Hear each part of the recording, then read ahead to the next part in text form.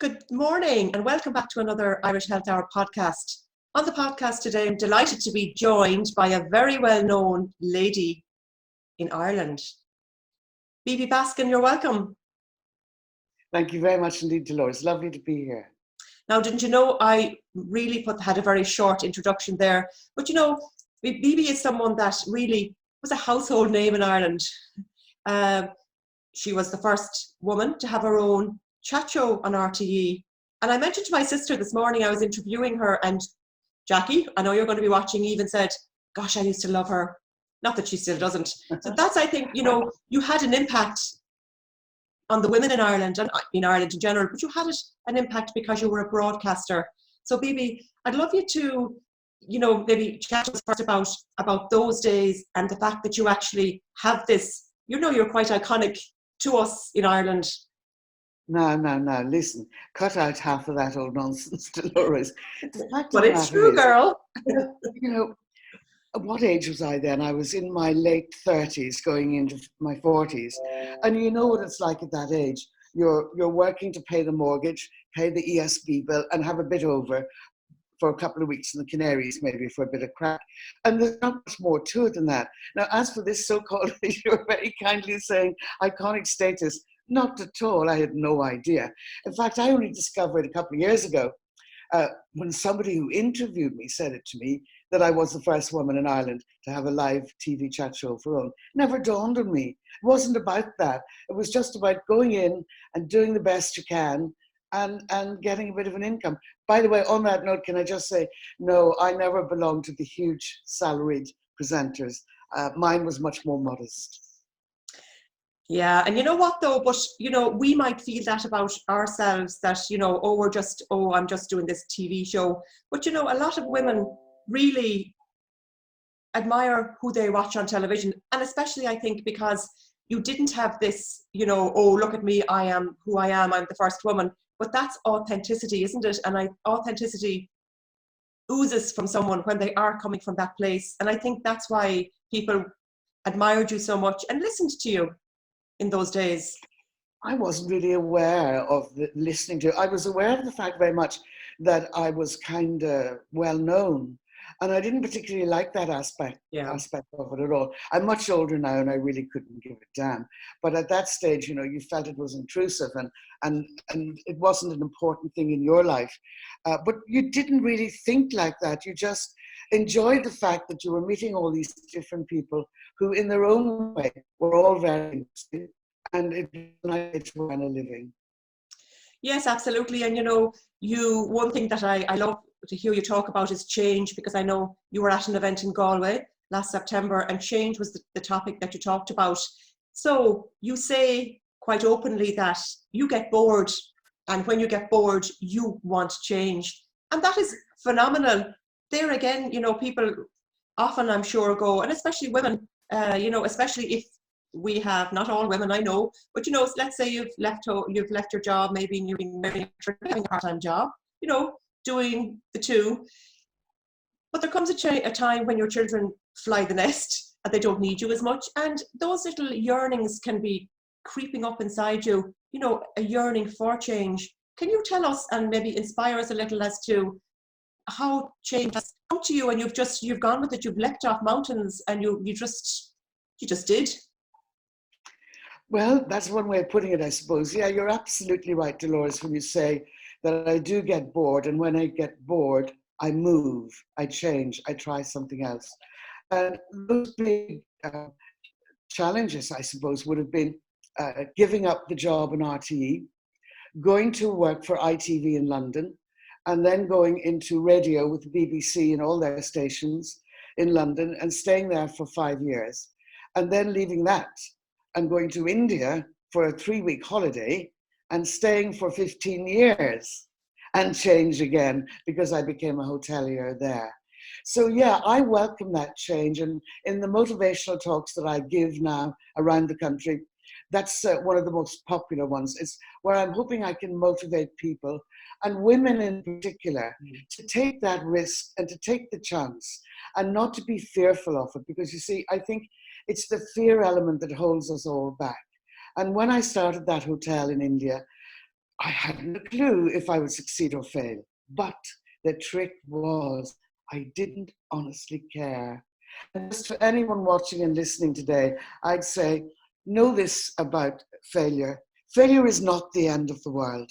Not at all. But for many people, they think it is. And therefore they think, oh, I'm not going there. I'm not going to try that. That's an awful pity. I say, get out there and take the chance, because you just never know how well it could work out.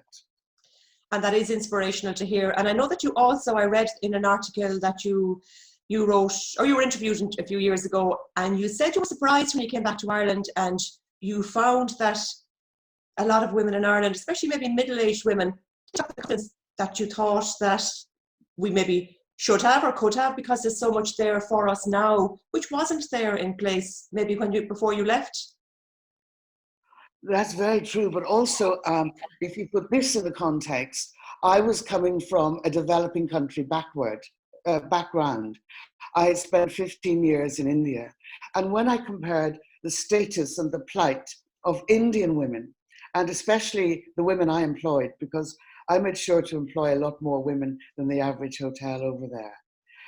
And mine was only a small place anyway, but there were a lot of women working there. When I compared the plight of Irish women, I mean, there's just no comparison. And yet I found they were lacking in confidence. Mm-hmm. And I would go into these rooms to give the motivational talk. And what I would perceive would be a group of middle-aged, or probably middle-class, educated women with big fancy cars outside. And they were scared. And I thought, oh man, you have so little to be scared about. So that encouraged me to go on giving these motivational talks, which I still do, as you know. Yeah, and that is great, because, you know, there is a perception like that. And I find that as well. I mentioned it to you, you know, I'm a coach, and that age group women is the type of women I work with too, because I've had my own journey of finding my voice. And, you know, it's been a journey. And I think a lot of it too can be societal. You know, it's not just, we decide to be this way. You know, I think we're making great strides. I think, you know, it's going to have someone then to motivate us and to listen to more inspirational talks. And what you also said in the same article was, if you go to an inspirational talk, take notes, take it on board, because we need to have the action rather than just the listening, because we do forget about the wonderful words we heard Bibi say, or whoever. Absolutely. In fact, it was only last week, it was only last week that my sister was saying, that little book of quotes that you published there before Christmas, it's lovely, but I can't remember any of them. And I said to her, read the preface, read the foreword. I say you have to treat them like homework when you were at school. You take one quote or one piece of learning, and as you say, Dolores, write it down, and then stick it above the electric kettle. And every time you go to make the cuppa, you'll see it and learn it off. It really is like school. I find that system works for me. I know it's a bit simple, but hey, whatever works, it's fine. You know what? The simple things are the better. You know, we can go on and we can get the most difficult, fancy things we can, and we can maybe sometimes we have a habit of going for something that's the dearest or whatever, because we think somebody told us we have to do that. This is how we have to go. But going back to basics, really, I mean, it's the internal work that those quotes stir inside of us. The words are energy, and they stir the energy inside of us, and especially the ones that trigger us the most, I think, will be the ones that we can realize that we have the most work to do on ourselves. Actually, do you have your book there? I'm putting you on the spot. Do you have your little inspirational book? That's okay. But don't worry. Listen, you'll find me on the internet. I mean, on Twitter and Facebook and all of that. And it's just called Bibi's Wellness Wisdom. Yeah, it's only a pocketbook. And you know what? Pocketbook is great, because we can carry that with us anywhere we go. You see, that's the whole purpose. I mean, I've done so much long haul flights that I'm an inveterate light traveler at this stage. And God be with the days when you go to the airport, time on your hands, and you go into the bookshop and buy 3 for the price of 2. No, you have to carry them then. So I like light books, and mine is that. Love it. So also, Bibi, one thing I want to talk to you about is your love, obviously, of health has been woven into all of your, especially when you went off to India, and you'd been looking at Ayurvedic studies before you went to India. So can you take us on a little journey as to how this journey with food as well and the whole Ayurvedic system of wellness has how now playing out in some of the things that you're actually offering? Well, now, first of all, just to set the scene accurately, I'm not one of these health freaks, you know. If you want to live a wonderful Ayurvedic lifestyle, you better go up and live in a hut in the side of the Himalayas or Himalayas and wear a loincloth, you know, and like John the Baptist, eat locusts and wild honey. Not at all. Have your gin and tonic, have your glass of wine, but put some goodness back in.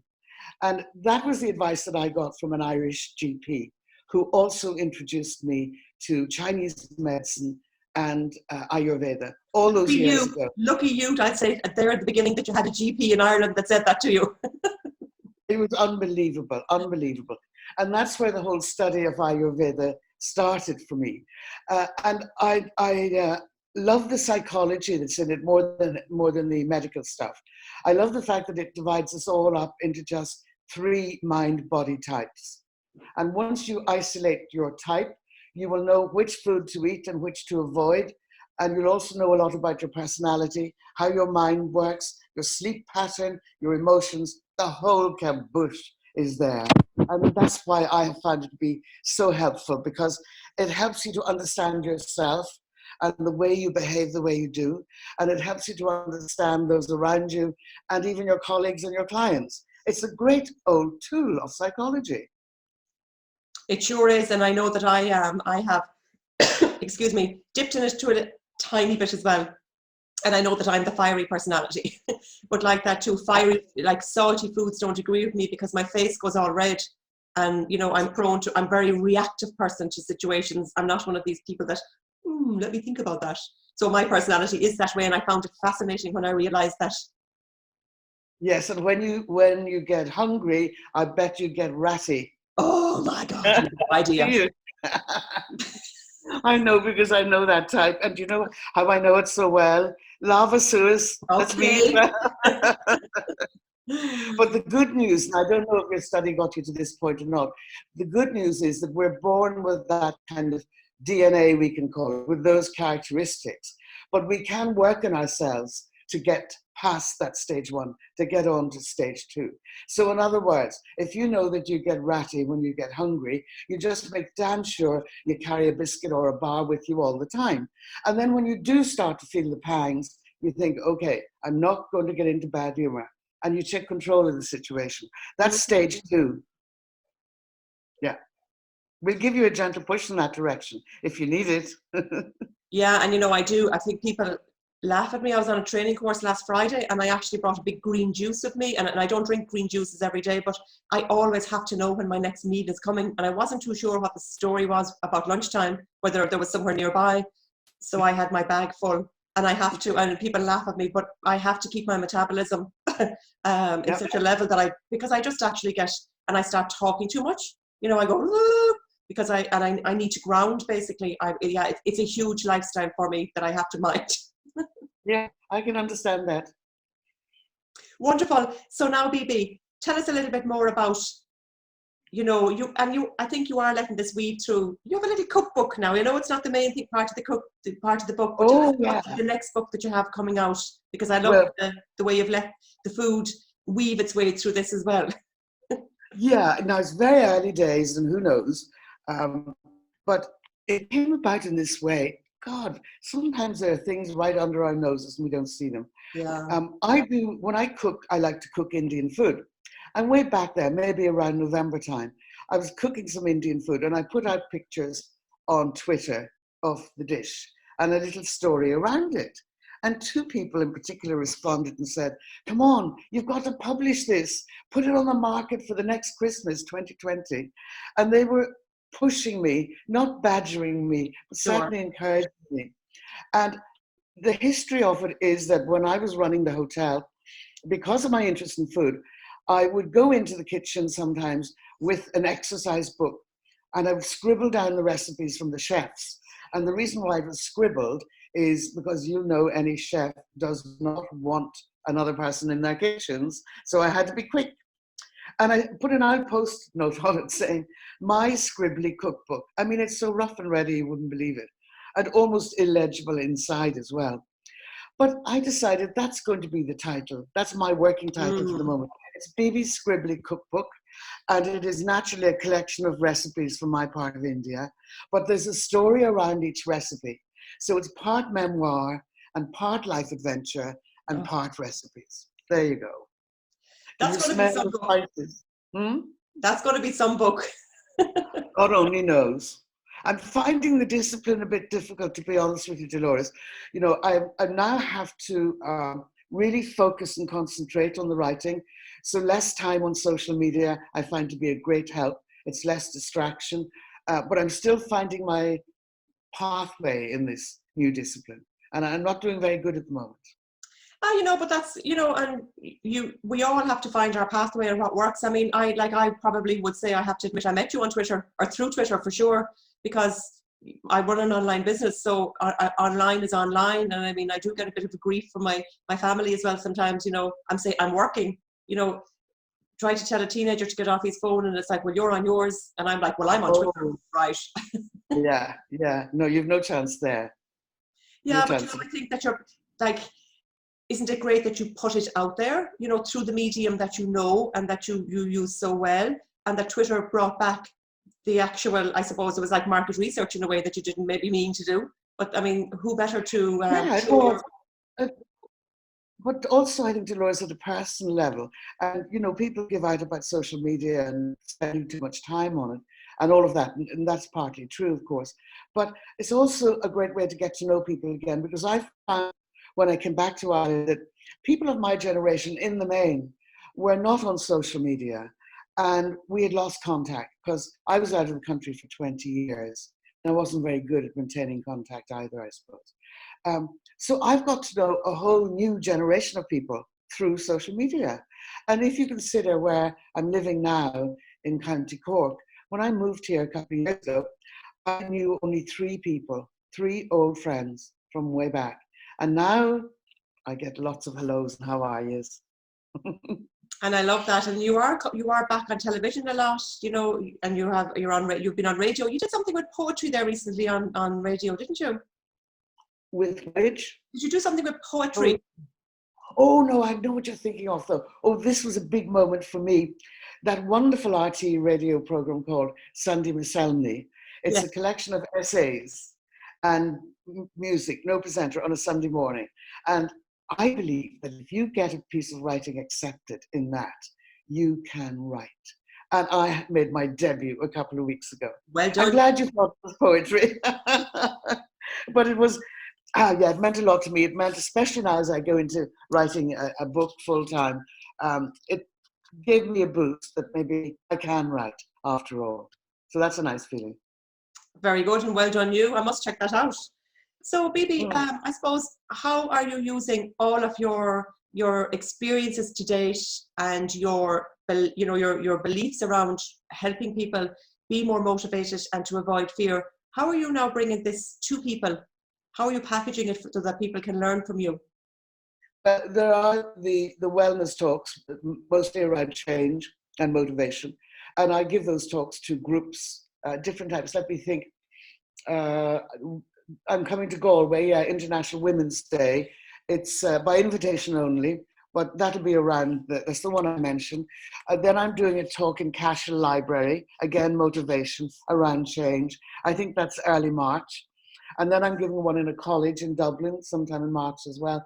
So I go to different locations and different community groups and women's groups and schools and all of that sort of thing. That's one thing. The other thing that I'm attempting to start now, but I don't know if it's going to work, I'd like to write some newspaper columns or articles on the subject of wellness. And I'm just putting out feelers now to see if there'll be any interest. So I'll have to report back to you on that one a little later on. And that's it on the wellness front primarily at this stage. And that's enough to keep me going. And I suppose in this scribbly cookbook, there'll be a bit of wellness as well, because I was in the heart of Ayurveda when I lived in Kerala. That was where Ayurveda began 5,000 years ago. And of course, I had it in the hotel as well. And before you get jealous and think, what? You had Ayurveda, you could get it for free. It was useless because I'd be lying on the massage table and I'd say, oh my God, they put on the filter on that swimming pool. I can hear the sound. It's very noisy. And you couldn't relax at all. In other words, not on your own doorstep. You'd have to go away to fully get the benefits. Yeah, But yeah, wellness will still be there. I love it. It sounds great. So if people want to follow your journey more, where are the best places that they can go to find you? Well, you were saying there, yeah, they do dig me and dust me down with a fair bit of regularity on television and radio. But I feel I'm doing less of that. I'm going into the writing cave, I call it, the writing cave more, and lessening my presence on social media. But you'll get me there, and I'm always easy to find with an email. And there's a website, bibibaskin.ie. Email is in there as well. So I'm available. I'm just a bit quieter. That's fine. I mean, we do. And for writing, I know myself, I have a novel that I'm trying to get out there, and I keep saying next year, but you know, it's written, it's edited once, and you know, like that too. It's a huge journey, though. It's a women's empowerment book, but it's also a chick flick. It's the two woven in one. You know, but one of these days. But why are you waiting? You must do it now. Yes, and I know you're right. It's like yourself. I need to go into a writing cave to do it. You know, I have two boys, which I'm blessed with, and I'm busy with other. Well. You know, so I suppose it is about prioritizing. But you're right. Fair enough. You know, I think going back to your point about the fear about changing. I'd love you just to kind of maybe finish on telling us a little bit more about change and your personal experiences with it that you maybe haven't. You know, is there anything else you'd like to leave us with, I suppose, around change, a bit more inspiration and motivation for us? Well, I do think I'm going to do a repeat here because I think it is the most important aspect of change, and that is to have no fear of failure.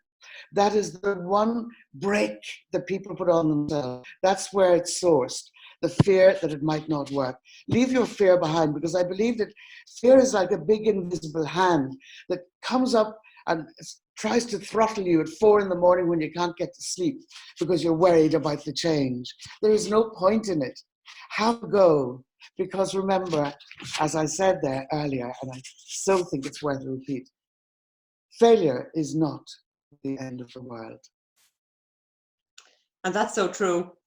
And it's getting into that mindset. So I presume that at these, when we can get hold of you back in Galway again, that we can, and of course other parts of the country, that if people go to your workshops, they'll get this sense of I suppose, listening to your personal story about how you decided, I suppose, to change, but didn't didn't let fear strangle you. You went ahead and did it anyway. Yeah, I usually use my own life as a kind of illustration. And, you know, nice slides and days in RTE, and then particularly the big change in India, and then the psychology that accompanied all of those moves. Yeah, so I hope it works anyway. Yeah, I mean, but you're right about the psychology, because it's, you know, regardless of whether we feel the fear and do it anyway, I mean, we will hit obstacles, and there are times, I'm sure, in your life where you felt, oh my goodness, you know, well, I know I do at times too, what am I doing? You know, and I need to get back on track again. And it's like, then when you come into yourself, I suppose, and go back to maybe like being who you are, as in like looking at the Ayurvedic, like I need to be who I am. I don't need to be over there being the other type of person, because it's not who I am. And when I'm trying to be somebody else, or pushing to be something that I'm not, it doesn't work for us. Doesn't work at all. And I think you have to expect that there'll be those little bumps on the road. I mean, that's just part of the human condition. I remember, for example, precisely at the moment we got our first guest in the hotel. It was a lovely couple from Sweden. The problem was our crockery hadn't arrived. So we had no cups and saucers or teapots or coffee pots, except a few bits and pieces that I had myself.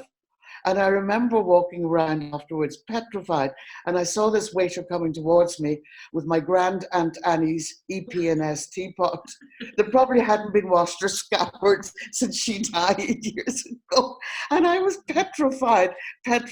So yeah, you'll have those moments in any life, and they'll come at you from all sorts of angles, but they do pass. That's another thing. Yeah, and I They do. suppose resilience, I mean, I'm sure that that's something that you have really, you've really developed your resilience muscle, I would say, especially with going to a different country and having a completely different culture to deal with and to live in. Didn't take a flinch out of me. And Wow. sometimes, yeah, people will say, "What? I mean, you're a woman, and you know, in developing countries, women's status is not always on a par with us here. And you went alone, and you were 50. My God, were you off your rocker?" Didn't take a flinch. I No. love it. That's great to hear. Bibi, thank you so much for sharing your inspirational story with us, because it is inspirational. I said at the beginning, you know, people do look up to you and they will listen to you because you have an authenticity that just oozes from you. We know you're authentic because you are authentic. You can't hide that when someone speaks so openly. And, you know, what you're doing is lovely. I love the scribbly. I hope you never change the title of that book. It's wonderful. No. And you can bring all your experiences together for people in a little pocket book they can bring anywhere. Yeah, somebody suggested to me, "Why don't you call it Bibi's Indian Cookbook?" I said, "No, not at all." And I put it out there on Twitter and asked a few people, "What do you think?" Everybody went for the scribbly. Yeah. So it's scribbly it is. Scribbly it is. Well, Yeah. I can't wait to share the interview, and also I will put a link to where people can get your book, your inspirational quote book. Oh, yeah, that is not in your local bookshop, but we have someone here in our publisher's office who deals with it, and I can send you that information if you so wish. That would be lovely. Do please, and I'll put it with this interview, and we can't wait to see more of Bibi Baskin. Yeah, Thank you. that's so very kind. Thank you, Dolores. Slán. Lán.